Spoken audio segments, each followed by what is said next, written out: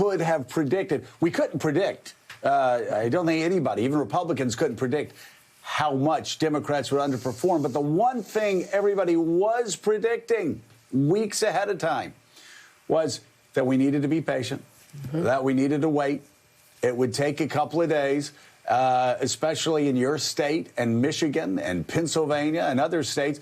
It was going to take a couple of days for the mail-in ballots to be counted. That's exactly the process that we're going through right now. Unlike Florida, they don't front-load the process. They wait until after to count those ballots. And just as predictable as that was Donald Trump going out last night desperately trying to stop the vote because he knows the biggest chunk of Democratic votes in Michigan will be coming from Wayne County absentee ballots. In Michigan, in Wisconsin, also absentee ballots in Nevada. The same things happening there in Clark County, the most Democratic county, the dominant county, obviously, in Nevada, and the same thing in Georgia. So, of course, Donald Trump would love to stop the counting because this is now the Democrats' advantage. The absentee ballots in some of the most Democratic parts of these states.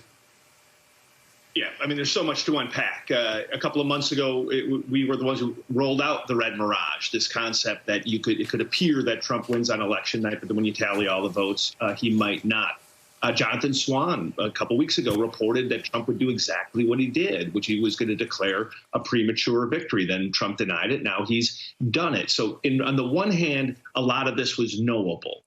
But the one thing that wasn't knowable, and this is the one where I think all of us have to have a little bit of humility, and a lot of people living in bubbles have to realize they don't understand America. Republicans way overperform. They're going to pick up House seats. I think Donald Trump was the only person who thought they were going to pick up House seats. They're going to keep the Senate. Trump could still lose, but he performed way better than most people thought that he would. Look at Wisconsin. Some of the polls, was it the Post or somebody, had a 17-point Biden lead. It looks like it's going to come down to a point or two. And so there's things happening in America that people don't realize if they're living in big cities. Something's happening with the Hispanic vote, at least in Texas, in Florida. This wasn't just working class white men that turned out for Trump. In almost every state, he overperformed what people thought he would do. And so we're headed towards some really, really rocky times. The president's been very clear what he's going to do.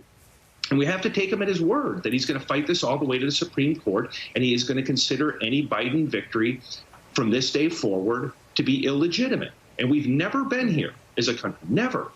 And we don't have a lot of rules for what do you do if it's this tight in so many states? There could be recounts triggered in some of these states because they're so tight. It's going to be days, many days, possibly in Michigan or Pennsylvania, before you sort through all those mail-in votes and you actually get to a sort of a legitimate, officially sanctioned winner. And so there's so much that we're going to be unpacking in the coming weeks. But I do think the one thing all of us can learn is to have a little bit of humility that there's something going on. And we talked a lot about it on the show, all these flags, the boats, everything. There's something going on out there that the most of the media has been missing. And obviously Donald Trump and Republicans are the big beneficiaries of that as we sit here today, even if Trump loses the presidency.